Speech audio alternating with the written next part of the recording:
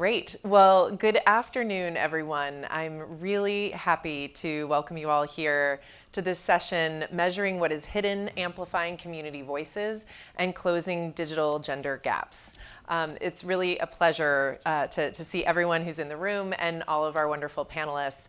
My name is Emily Corey Pryor, and I'm Executive Director of Data2X. We are a global alliance on gender data. We are committed to ensuring that there is equality of information for equality in decision making. And so that means a combination of really promoting and understanding the need for gender data, and then for that gender data to be utilized for smarter decision making. And this conversation today is really around exploring how we can use innovations in data collection, analysis, and use to promote better and fuller inclusion. So we're going to be hearing about three specific types of innovative data collection methods: community or citizen-generated data, big or digital data. Everything has more than one name in this community. We're very inclusive in our vocabulary as well, so I suppose that's good. And then lastly, data on hidden experiences that maybe don't come out as easily in some traditional forms of data collection. And in this case, we're going to talk about data on hidden experiences such as abortion. So how all of these different innovative data collection sources can promote inclusion by measuring what is often hidden, or by amplifying community voices in ways that might not be captured currently in official statistics, but that can still be used in complementarity with official statistics. So our work is focused, as I said, on gender data gaps. I just want to make sure that everyone is sort of operating from the same definition of what gender data is as we start the session. So we think about gender data as two things. One, it's ensuring that data is disaggregated by sex and by gender, but it's also around understanding how data is collected in ways that maybe obscure gender realities. So we think about that, and we've often defined it as that there's some data that's just missing completely. So one example is that we have huge data gaps in women's involvement and engagement in things like peace processes, for instance. But it's also around dealing with things such as bad data. So data that is collected but is somehow obscuring the lived experiences of women and girls. So an example of this is how women are often portrayed through things like economic data, where the unpaid care work that women are contributing might be obscured in some of our current data collection systems. Closing these gaps, this is going to not be a newsflash to anyone in this room, closing these gaps is hard, but there are a lot of committed people who are working on technical solutions, but also political solutions to this problem. Currently, there exists a limited technical capacity as well as really financial resources to ensure that the full data community has the ability, the human and financial and political resources that they need to close these gaps. So what this all means, of course, is that it requires a new way of thinking about inclusion and a new way of going about data collection and use of data for decision making. And so that's exactly what we're going to be discussing there today. So I am really, really quite happy to be introducing all of our panelists here today. And I'm going to just quickly, I'm actually going to switch it up a little bit because we want this to be interactive and snappy and have everybody up here really excited post-lunch. So I'm actually going to ask you to introduce, I hope you're ready for this, to introduce yourselves. Frida, I went there. I'm that evil moderator type. But I'm going to ask you to introduce yourselves by answering two questions in 1 minute, okay? So who are you? But they're easy questions. Who are you, and how do you use gender data in your work? And I'm going to start with my colleague, Frida. Thank you. My name is Frida Githuku. I'm the Executive Director of Groots Kenya, and Groots is a movement of grassroots women back in Kenya. I use data to change people, to change the way people think and how people invest in women and girls. Hello, my name is Taylor Riley. I'm a research associate at the Guttmacher Institute, and I conduct research on sexual reproductive health and rights among women and adolescent women, with a particular focus on abortion and restrictive settings. Hi everybody, my name is Jihad Zahira. I come from Morocco. I work as an assistant professor at the Qadi Iyad University. So we are working on mainly data coming from the web, applying some natural language processing techniques to this to have insights about gender-based violence. Hi, I'm Claire Sibthorpe. I'm head of Connected Women and Connected Society at GSMA. GSMA is the industry association for mobile operators, and we use data to try and reduce the gender gap in digital and financial inclusion. Great. Thank you all. So now everyone in the room can understand why I'm as excited as I am to have this group of people with me today. So thank you all for that. And I'm going to get started with some of our questions. And Frida, I'm going to start with you. So I'd love to hear, first of all, if you can kind of situate everyone in the same understanding of what is community-generated data and how does it promote the inclusion of grassroots women? So how do you collect it, and how has Groots Kenya not only collected this data with your partners, but also used it to influence policymaking? Thank you, Emily. I started by saying that Groots, she's already showing me that time thing. That Groots is a movement of grassroots women. So when I speak about communities, I'm talking about the grassroots women themselves. Community-generated data to us is the data that is produced, the data that is collected by grassroots women on issues that are a priority to them, the issues that they hold very dear to them, using their own, let me say, questionnaires, using their own design questionnaires to track progress at the local level and to conduct advocacy. So it's them who go out to the field, it is them who design the questions that they want to ask, and it is them who decide what is the issue that is close to them. So if they feel it's climate change that is impacting their own development, that's where they'll collect the data on, and they decide what issues they want to track in climate change. That's what we call community-generated data. And how has it promoted women inclusion? Community-generated data, the good thing about it, one, it profiles the women, and that's one of the mission why we exist as a movement. We want to change the perception that grassroots women are recipients of charity, they are beneficiaries. We want to profile them and raise their visibility for who they are, because they are lead agent, but majority of us don't see them as that. So we are sending them out there. We are sending them to go and interact with policymakers. We are sending them to go and collect information about their own life so that they can decide then how they influence. So already you're ceding power. You're ceding power either as an NGO, you're ceding power as a researcher, because we do know that collection of data traditionally has been done by professional researchers. And that's the part of the inclusion. You are taking away power that traditionally belonged to you and giving it to other people who may not be as qualified, quote unquote, as the researchers themselves, but giving them the space and giving them the voice to influence their own life. And the other thing about community-generated data is that it breaks the monopoly of who control the data. Because whoever produces data, whoever collects the data have power.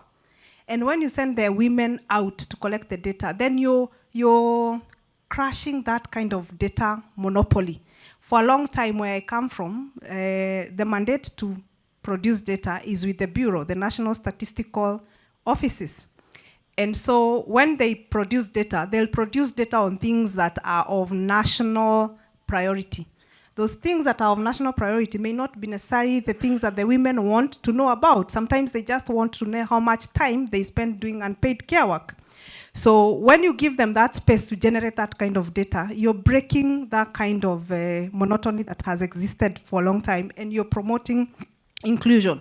But it's also a way of equipping them with capacity, because they get to understand the things that affect them, and they also use that as evidence to do advocacy. So you're building their own capacities as individuals.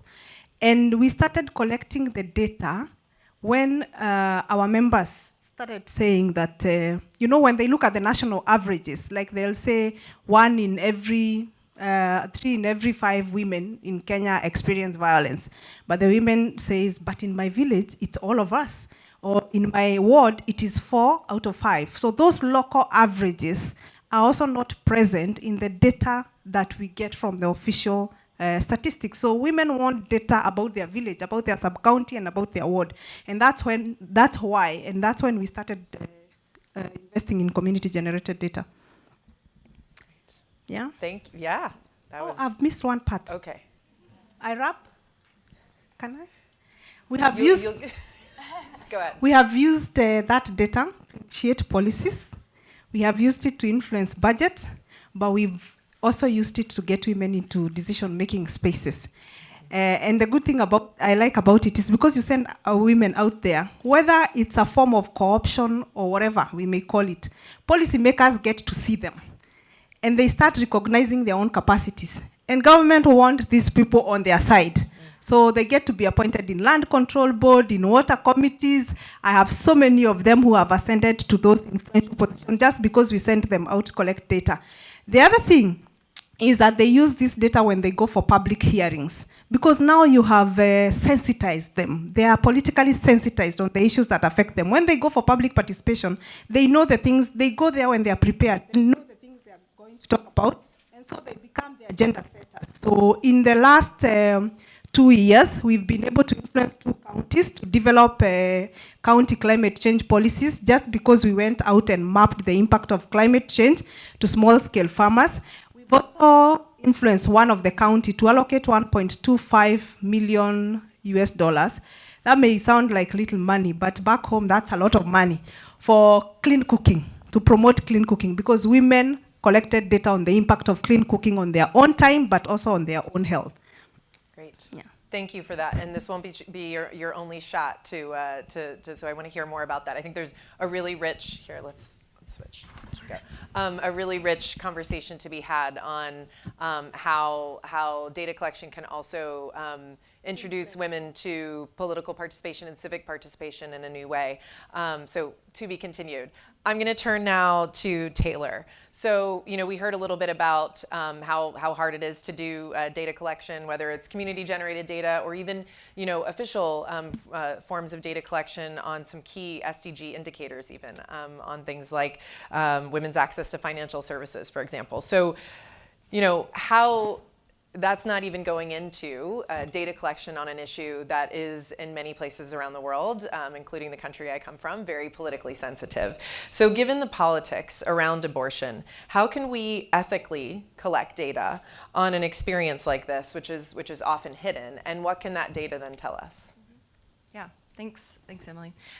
So we know that official statistics are really limited in being able to tell us about women's experiences with abortion, or even just how common abortion is, and that's for multiple reasons. So the first one of which is abortion can be pushed underground due to laws that restrict access to safe abortion. Another reason is abortion can be underreported or hidden, even in legally permissible settings, because of the social stigma around abortion, and if abortions occur outside of the formal healthcare system. Also, asking people directly about their abortion experiences doesn't always work that well, because people don't want to tell an interviewer about their abortion experience due to the social stigma around abortion, and also in some contexts due to the very real fear of social and legal repercussions of disclosing that. So because these direct reports and official statistics don't tell us the full information we need on abortion, we have to use indirect methods to estimate abortion. And so the Guttmacher Institute is working on some new ways of testing this that relies on using women's social networks. The general idea and concept behind these methods is that women are more likely to tell you about an abortion that their friend or a family member had rather than their own abortion. So the first method is called the network scale-up method, and this takes advantage of women's size and diversity of her social network. And it asks women about all of the abortions that she's aware of within her social network. The advantage of this is that it's good at estimating how common abortion is, or the abortion incidence. And it's also a good method in that there's built-in processes to check the validity and reliability of that estimate. Another method is called the confidant method, and this takes advantage of women's close social ties and asks women about abortions among her the three women she is closest to, or her three best friends. The main advantage of this method is that it elicits a lot of information about who is getting abortions, as in their age, education, what type of abortion methods are being performed, and how safe are they. So these two methods used in combination provide us with a lot of rich data on who is having abortions, how common are abortions, what are the methods being performed, and how safe are they. Another good thing about these methods is that they can measure other highly stigmatized and hidden sexual and reproductive health behaviors and experiences, such as transactional sex, IPV, and drug use as well. Thanks, Taylor. I'm going to move next to Jihad, and I'll just remind, because I know everybody is kind of working on a very different form of data, and so there's a method to the madness, trying to make sure that what we're bringing out in this discussion, and I love that at This Women Deliver, we are having a conversation about data and about gender data, but that there are different forms of data collection and different things that all those forms of data collection can bring to a more inclusive picture of women's lives. So I'm going to now move to a totally new form of data collection, and to Jihad, who is a partner and friend of ours. And Jihad, your work is using a form of big data. So in this case, data that's generated from social media and the internet. And this type of data can also capture information that might not be reflected in other forms of data collection. So I'm hoping you can explain for our audience here the kind of data that you're using, how you're gathering it, and then how you're using that to advance insights on gender-based violence. Okay, thank you. Regarding the type of data we are dealing with, it's generally referred to as user-generated content. So it's every kind of content that is being produced by web users. Could be image, videos, text. We are more interested in text that comes in the form of comments on a YouTube video, tweets in Twitter, comments on a news articles, etc. So textual content that is being created and shared on the web, this is the type of the data we are working on. Now, how do we collect it? How do we gather it? Simply put, it's a computer program that we develop using a number of scraping and web crawling APIs and frameworks. It's a computer program that does the work for us. It collects automatically for us the data coming from the web. And here I want to highlight the word automatically, because it's once you develop the tool, you can use it many times on different topics in different time frames. So the data collection becomes or requires less efforts and resources compared to other traditional, I would say, sociological methods. So now, how do we use this data to advance insights about gender-based violence? For example, what we are doing in our project at our university, and it's a project that is supported by Data2X, is to try to understand people's attitudes, web users' attitudes, and we are more interested in Arabic-speaking web users. So their attitudes towards women's rights, and we focus as much as we can on gender-based violence. One part of our project is focusing on publicly available data from YouTube. So basically what we do is that we choose or identify a number of queries. A query is simply a set of keywords. For example, hitting women, women's education, FGM, etc.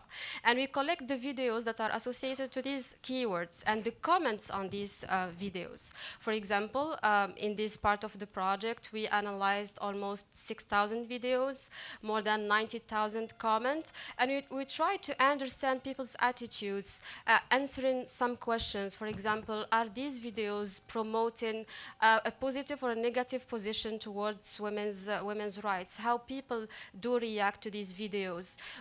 What about the comments, the sentiment polarity of these comments, negative, neutral, or positive? What is I would say the disaggregation by sex for these comments? So I cannot share all the results of the study, but if there is one insight I think is is worth sharing or interesting to share, it would be the following. The majority of comments authors and videos owners, content associated to our topic, the majority of these authors and owners are males. Now you feel that men are more concerned by women's rights more than women themselves, which is not totally bad because we consider men as allies in the fight against women's inequalities. But the problem is when you analyze the discourse, you find that there is a kind of guardianship that is being like presented in the discourse. It's like if should I stop? Let's give it a minute. Okay. First of all, round of applause for keeping your cool during that.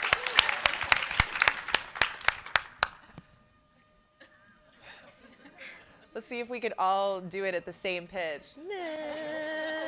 You know, maybe if we all do that together.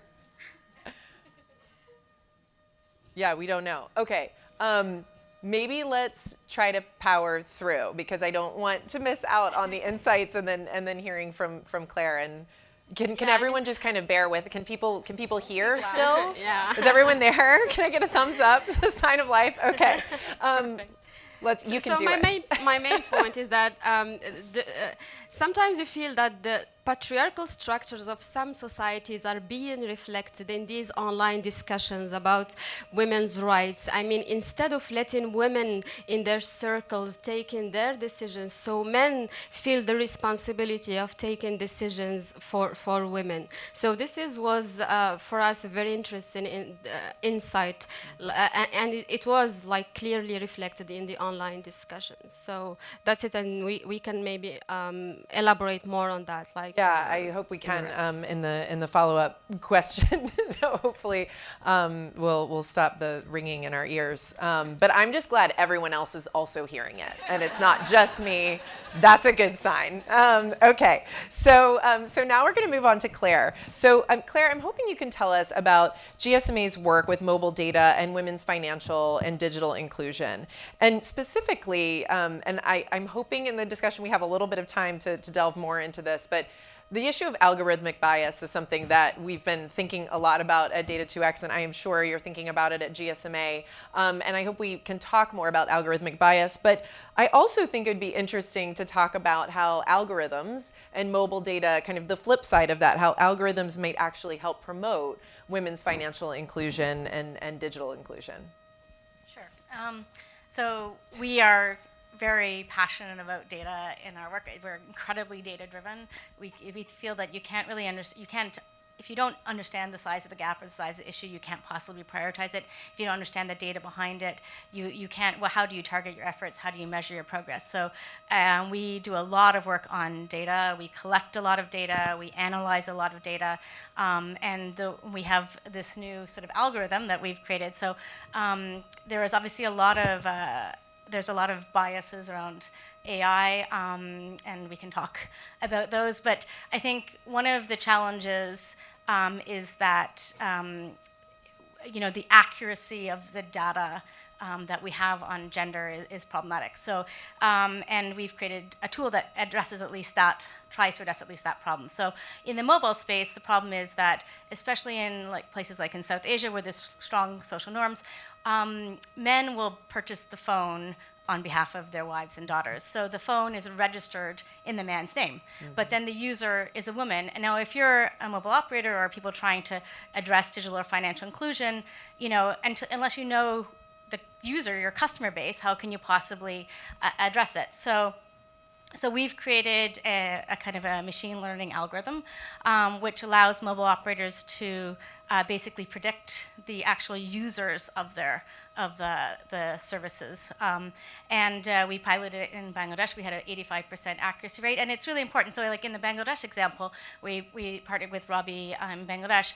So I think it was 78% of the people who are registered as being male or actually women users. Wow. And so until you know what the customer base is and the gender is, how can you possibly know what the problem is? So so this has been really, and it's it's now available for operators to sort of download, and they can use this algorithm themselves and to better understand, because so I think that it does a number of things. So first of all, once you know the gender of your customers, first of all, you know the size of the problem that you have, and you know whether you need to address it. Sort of that, there's that expression, the squeaky wheel gets the oil. So There's a really squeaky wheel in this room. Yes, this Hopefully one, yeah. better data This one is not getting all. any oil, but so once you know, unless you know that you have a problem or the size of it, how are you possibly going to prioritize it as an issue? So first of all, understanding it, but then also measuring progress. You need to know. How you're doing. Yay. I got some oil.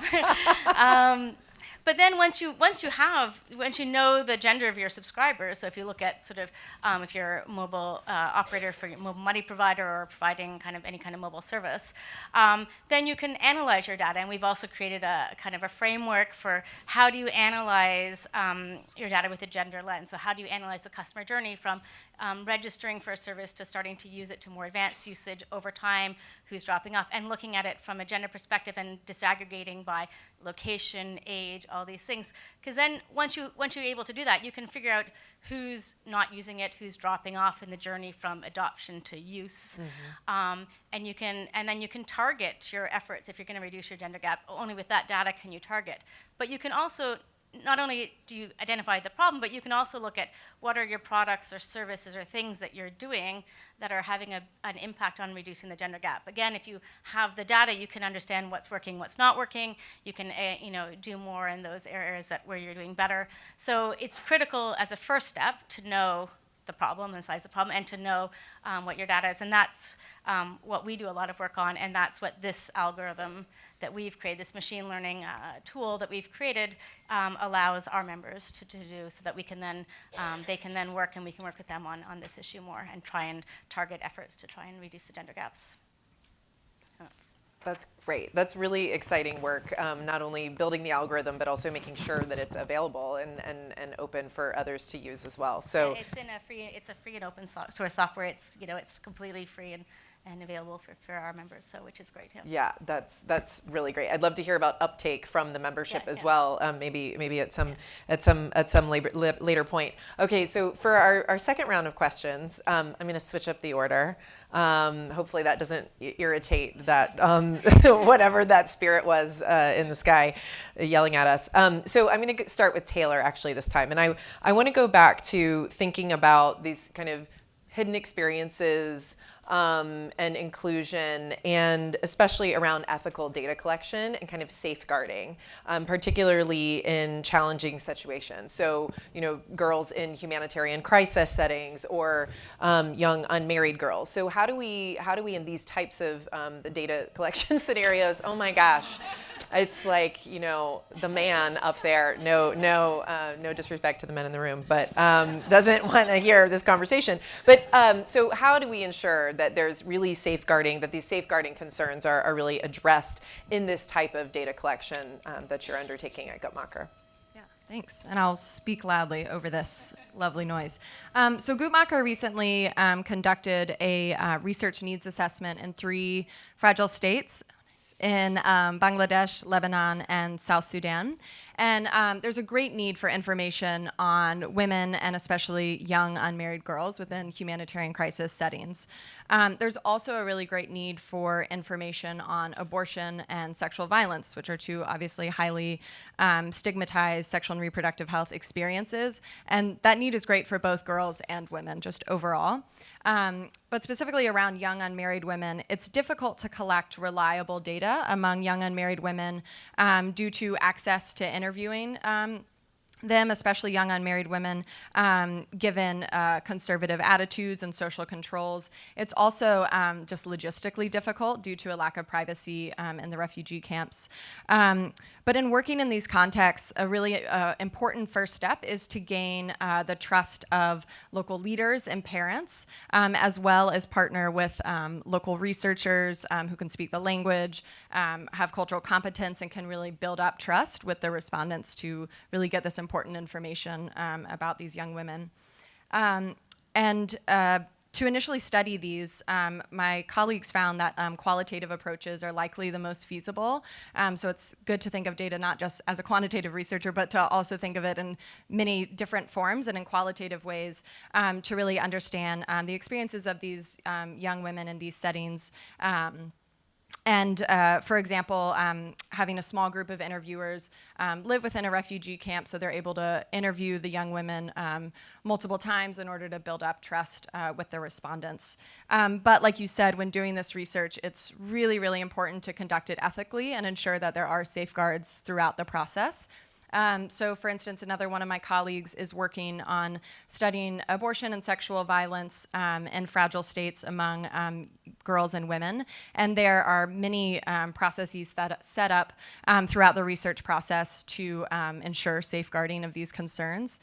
So these, for example, can include allowing the young women to have an adult in the room if she feels comfortable doing so and desires to do so. The interviewers are also being intensively trained to recognize distress, and they're creating and implementing a distress protocol in interviews where the young woman is distressed. And it's a facility-based study, and so there's an on-site psychologist within the facility that women and girls will be able to use during the interview process if they need to.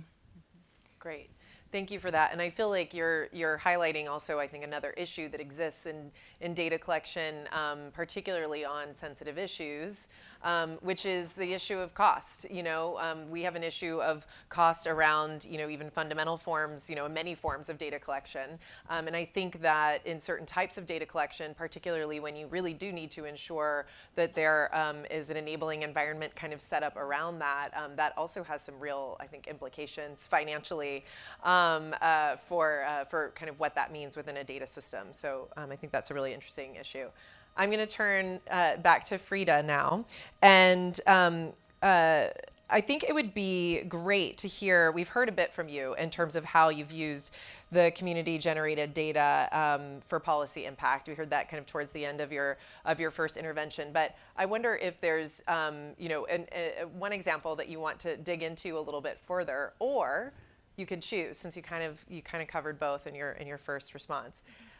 You could talk a bit about how are there ways. So Frida and I have like a friendly disagreement, I think, on how it's always good to have some controversy. No, it's not a disagreement. It's about, I completely see and respect your point around kind of breaking down power, around who's collecting data and how that's collected.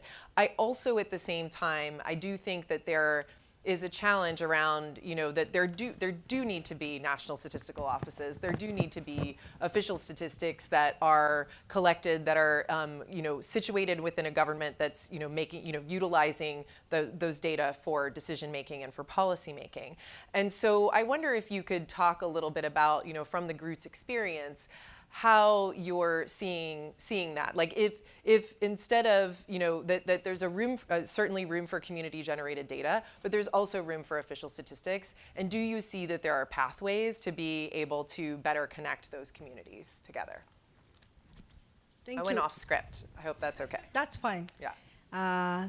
Thank you, Emily. There have been many points of discomfort, because the data ecosystem have a lot of people, and the most dominant players are the national statistical offices. Mm-hmm. And every time we present our data, but now it doesn't happen more because we have transitioned.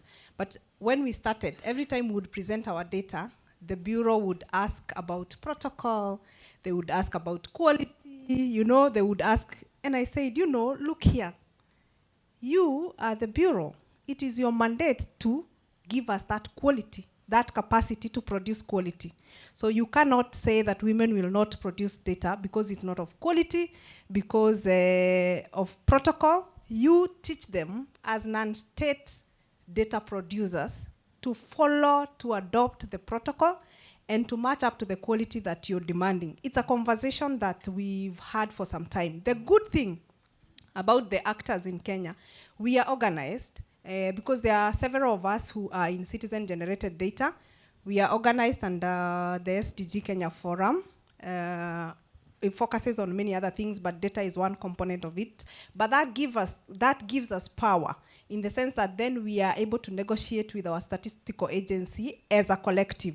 I'll tell you at this point, we are at a level where ourselves and the Bureau are talking about a methodology for alternative data, because the conversation and the push that we've had with them is we need this data to be admitted as official statistic because it's resources and we need to use the little resources that we have for development properly. So we've gotten to a point where now we are talking about a methodology, which is quite a development.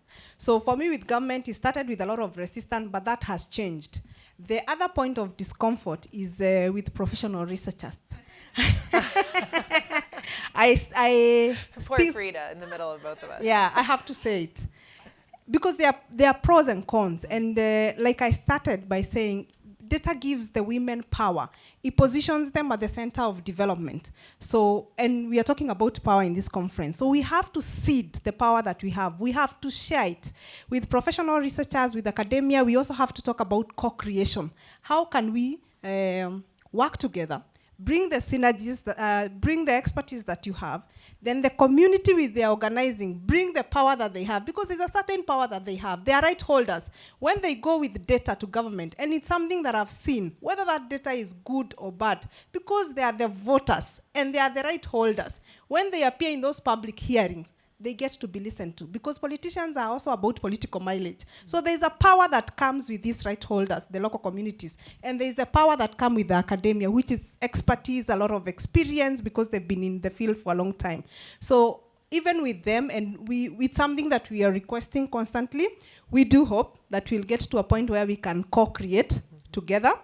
But most of the resistance started with government, and that we've moved. We hope that with the other community we'll also make progress.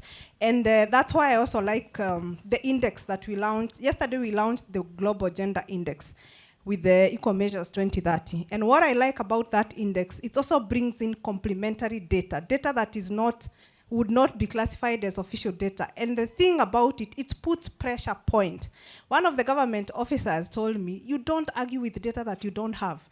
We presented data on unpaid care work. They may not have liked the methodology or how we did the sampling and all that, but they said, you know, the Ghanaian government is not producing that data, so we can't argue with your data. The only thing we will do, because we are government and we are proud, we will go ahead and invest in doing time use survey. That is our intention. We want to push government to produce more data. So if community-generated data pushes the government to do what we want, then we are serving our purpose. Yeah. That's great. No, and I really appreciate that last point, because that was what I was about to say, is that, you know, that there is a role, right, for alternative data. There is a role for conversations around power, certainly in this room, and I love always getting to talk to you about this, but that also there is a need, you know, those forms of data collection that shouldn't allow the foot to come off the gas pedal for governments to collect data about things that matter to women and girls, right? You know, so it's almost like a bat signal, you know, a heat signal that goes out on, you know, this is actually a really big issue, and we do need to ensure that our official political structures are also investing in understanding this in ways that that connect up to the political and policymaking process. So I really appreciate that point a lot. I'm now going to turn back to Claire, and I was kind of, you know, indicating this question, I think, at the end of your last intervention, but would really love to hear how GSMA members are using, you know, in any conversation about data, you know, it has to also be a conversation about use of that data. So how are GSMA members using mobile gender data to really understand their women clients and their markets in order to increase financial inclusion? Sure. So We, in 2016, we launched something called the Connected Women Commitment Initiative, and we invited mobile operators to make formal commitments to reduce the gender gap in their mobile internet and mobile money customer base.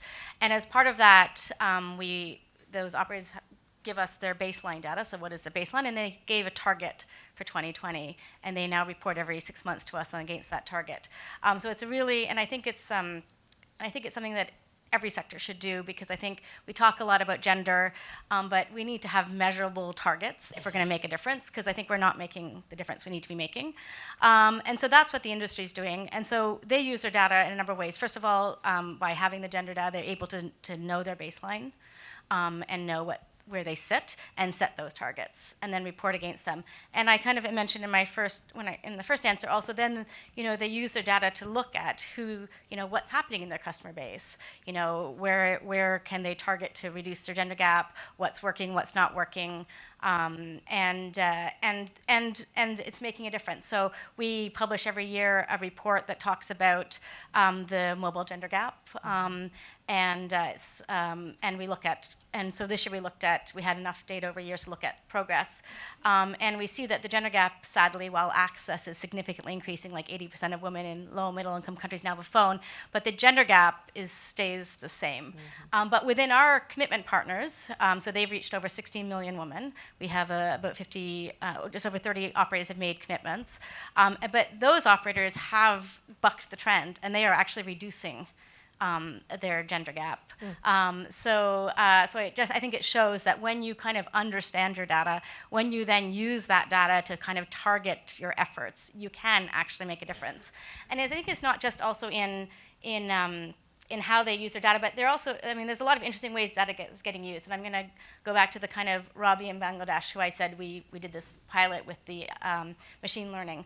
Mm-hmm. They've also recently launched something called Joita, which is they're using big data from their operator to kind of provide credit scores for women to get smartphones. So again, and we look at the kind of journey, and we look at the barriers. So the biggest barrier to owning a phone, which obviously is a prerequisite to using any of these services, is handset affordability, affording a smartphone. And a lot of women who are poor can't get a smartphone, and they can't get the credit to be able to even get a loan for one, because they don't have any assets to get such credit. But actually with operators, they are giving regularly, paying to top up their phones and the credit, and that's a type of credit. And so you can use that data also, so there as a kind of a credit rating, which is then allowing these women to sort of get phones. So I think in addition to using the data kind of to better target women, there are other ways that this data can also be used to kind of address some of the barriers. Mm-hmm. And we see our members are doing this sort of thing. So, it is very actively being used. And as I say, we're incredibly data driven, and not just GSMA, but our members, because for them it's a commercial imperative, mm-hmm. right?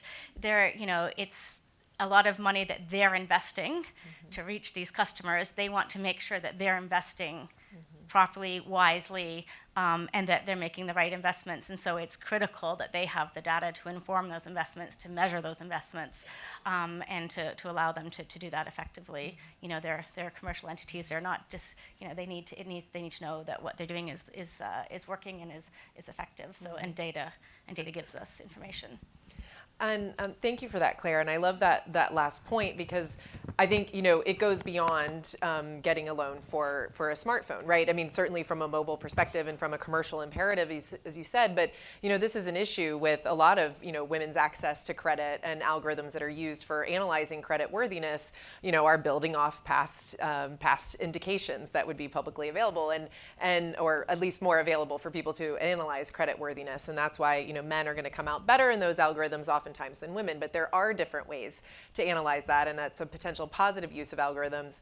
And I think it's really interesting that that's kind of being advanced from a mobile perspective, but could have much wider applicability in other sectors as well. So that's really exciting.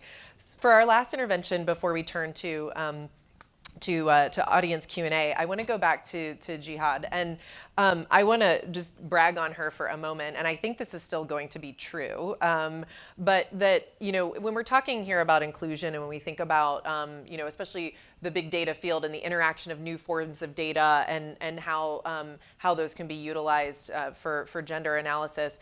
A lot of this conversation around especially things like text analysis, that is the kind of work that Jihad's doing, a lot of that's done in English. And so when we're talking about inclusion, I think we also have to think about language inclusion. And I believe that Jihad's work is the first work of this kind that has even happened in Arabic. Am I still correct about that? About women's rights. About women's rights. About okay. women's rights. Okay. Yes. So anyway, I just wanted to. I remember hearing that at some point about 6 months ago, and I was like, "That's really fascinating that has not happened until now." I mean, leave it to you, female computer scientists, to make that happen. So. Bravo. But I'm hoping that you can tell us just a little bit more about, you were starting to go there when, the started. What do you hope, I just want to make sure we all take away from your remarks, what you're hoping this research will really lead to in terms of impact within your community. Yes, we think that this kind of methodologies and research allows you to spot some ideas or misconceptions that typically leads to some certain positions against women's rights. For example, a very quick example, when we were analyzing content about harassment, and it coincided with the adoption in Morocco of a law against GBV. So it turned out that the majority of men who were against the law, their position was motivated by the fear that women would misuse this law to accuse them by things they've never done. So maybe if somebody told these guys that we are not in a jungle, it's a law against GBV, not against men, so maybe they would change their position. Another thing always about harassment, we were interested to see that in 2019, people are still justifying harassment and putting responsibility on women on the way they dress. And a very important proportion of these users were women themselves. So here maybe we need more efforts to raise awareness not only of men but also of women. So my point is, when you get these kind of results, it helps better programming, more efficient policy making, and these are data that are available and that you can get with very, I would say, low cost and very few resources. So that's mainly the kind of impact we want to achieve from our research. Plus, this methodology also allows for a near real-time interaction with the public opinion. So you kind of make decisions in a more, I would say, efficient way. So this is, I don't know if it answers your question, but this is generally what we hope to accomplish from our work. Great, thank you so much for that. And I'm just really so grateful to the panelists for the diversity of experience that you're offering here. So now I want to turn to our audience. Now it's your turn. Oh, someone's already waving at me. That's the best. So I think we have some mics that will circulate. Thanks, Becca. Okay, and maybe what we'll do is we'll take like 3 questions and then turn to our panelists. If you could just introduce yourself and your organization quickly too. Thanks. Hi everyone, I'm Rutha Astrovis. I work for the Canadian government in employment insurance on maternity parental leaves.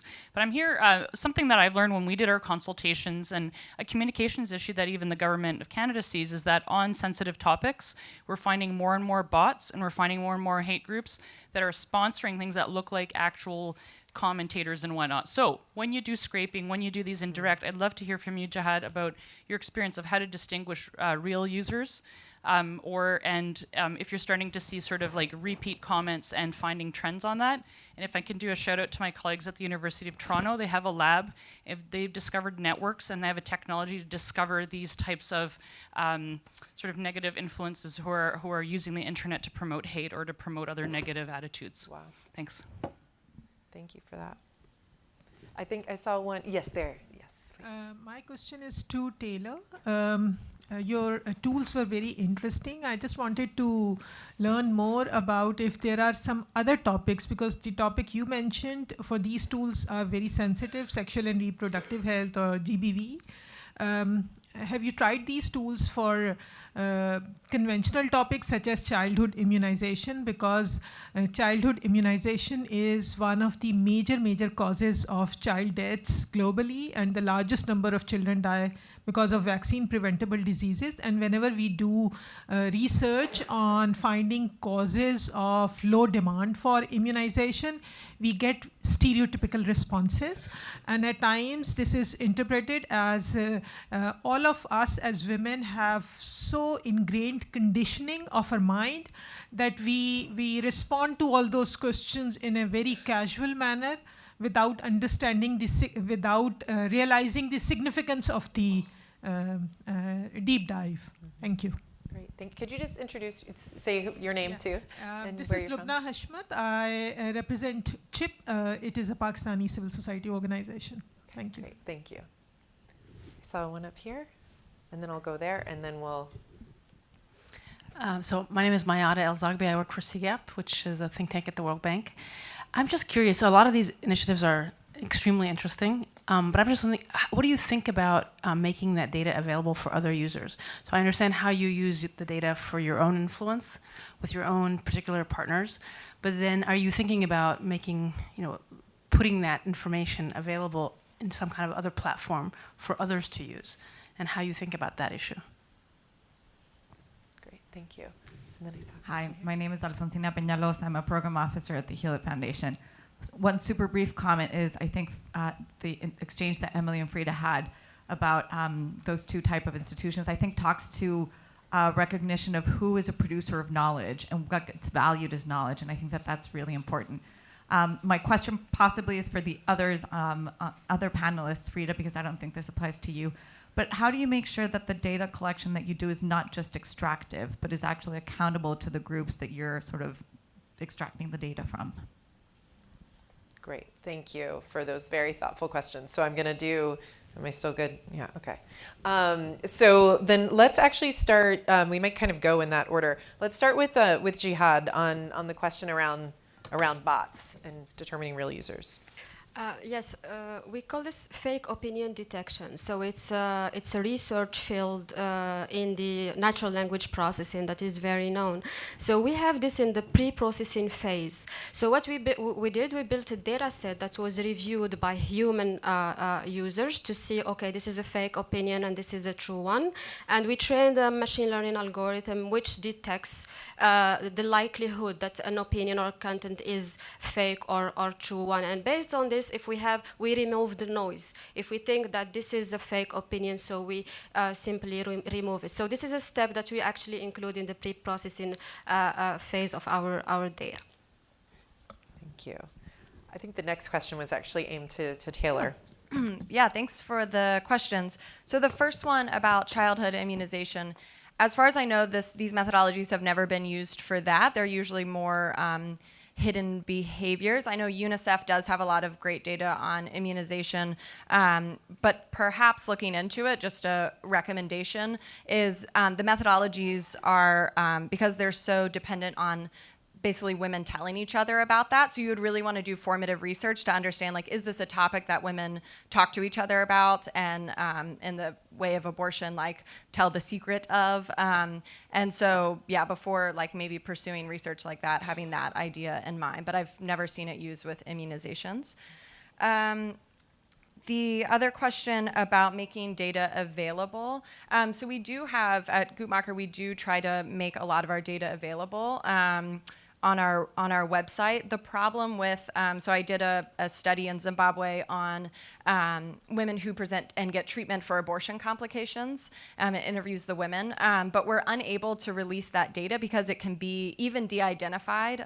We didn't get Institutional Review Board approval for that, and that's something we're actually having internal conversations about, of like, how do we, because this data is important for others to be able to use, but how do we protect the individuals, the respondents who gave us that data, and talk to us in an ethical way. And then the other question about how are we accountable with our data. So when we're measuring abortion in restrictive settings, we always work with local researchers as well as local advocates who are working on initiatives to reduce unsafe abortion. So we make sure that the data is usable and sort of can contribute to ongoing conversations. And a lot of that, those dissemination activities go back to the community. So some of our partners, present sometimes to higher Ministry of Health, but can also do, like in Uganda recently, there was adolescent abortion estimates, and our partners did really great dissemination activities to get this information back to women about accessing abortion and what the state of abortion is in Uganda among young folks. Great, thank you. Yes. Let me comment on the data use. I think one of the ways to accelerate that is to close the divide between the data user and the data producers. People will not use data that they have not participated in producing, or they don't feel like they are part of it. The World Bank can produce all the data that they're able to produce, and I have nothing against them. But if I do not see myself as an advocate in being part of that process of the production of that data, it limits the way we use that data. So closing that divide, in fact, the definition of data users and data producers in itself is very problematic. The user can be a producer, and the producer can be a user. So the closing in that divide is one way of accelerating the use so that people see themselves as part of the entire value chain. The other thing I think is the platform that we are building every now and then, and I spoke about the index because it puts that data out there for everybody to access. So simple to use platform that are relatable even to people at the local communities. I think that's also another way of building the capacities of data users. Claire, I wonder if we can turn to you too, perhaps on some of the sharing, the data sharing piece and the platform piece from your perspective. Sure. I mean, and any other things you want to cover. Obviously, operators can't make their data available because but mobile operators can't make their data available. Yeah, mobile operators can't make their data available because of obviously privacy issues and data protection issues. However, what we do is, as GSMA, is we share the insights and learnings that we get. So when we do either research, either citizen-focused research, consumer research, or looking at operator data, then we make sure that the key findings and learnings are shared because that's really important, and we need to share that if people are going to work together to address these issues. But obviously their data sets are not, and even when we as GSMA analyze operator data, we never see any personally identifiable. It's all completely anonymized. It's really important. This is very so this from that perspective. But the learnings, absolutely, the learnings and the findings are shared on our website. But there's clearly some big issues around sharing this sort of personal data, and it shouldn't be done. Yeah, well, and I think also that question sort of highlighted for me the role that I think people in the audience have, and I'll just kind of wrap here because I think we're at time. And if there are questions, maybe we can mill about in the hallway for a little bit, but. I think that also raises the issue of the role that people here in this community, in the Women Deliver community, and the other communities of which we're all a part, have in making sure that the data that is available is getting used, right? Or that the work better socializing the issue of gender data availability or unavailability and how it can be used for influencing decision making, whether that's at global levels, national levels, regional levels, community levels. And I think that requires people engaging in it and thinking about it a bit more. I think that, my view, I feel like I've been part of the kind of civil society community around gender equality for a long time, and I've watched a real evolution even in the last 3 to 5 years around the understanding of the role that data actually plays in gender equality and the importance of paying attention to it and engaging with it and not looking at it as a solely technical issue that exists outside of the sphere of advocates and others. So I think we've had a really interesting conversation today. I'm very grateful for our panelists for highlighting different approaches that can be utilized in terms of measuring and closing the gender data gaps that exist, but also in terms of highlighting the power issues that still do exist, that it's going to really take everybody, I think, on the stage and in this room to be very thoughtful about them and to figure out how we work in complementarity with each other. Because at the end of the day, what we all want, and Claire was talking about this earlier, is we want to make sure that we have the data that we need that reflect the lived experiences of women and girls so that we are making better decisions that improve their lives. So there's some committed people on this stage, and I think committed people in this room, and hope we can all take this forward together. So thank you so much for your time and attention despite our noise. Thank you.